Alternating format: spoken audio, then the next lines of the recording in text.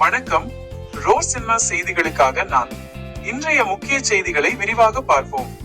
தமிழக அரசியலில் பெரும் திருப்பமாக வரவிருக்கும் சட்டமன்ற தேர்தலை முன்னிட்டு திமுக கூட்டணியில் தேமுதிக அதிகாரப்பூர்வமாக இணைந்துள்ளது.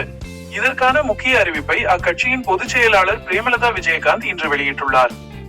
அடுத்ததாக, தமிழகத்தில் வளிமண்டல மேலடுக்கு சுழற்சி காரணமாக நாளை முதல் பரவலாக மழை பெய்ய வாய்ப்புள்ளதாக சென்னை வானிலை ஆய்வு மையம் தெரிவித்துள்ளது.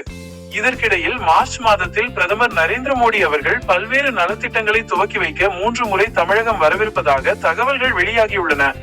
விளையாட்டு செய்திகளில் T20 உலக கோப்பையில் விறுவிறுப்பான ஆட்டத்தில் இந்திய அணி நெதர்லாந்தை 17 ரன்கள் வித்தியாசத்தில் வீழ்த்தி அபார வெற்றி பெற்றுள்ளது.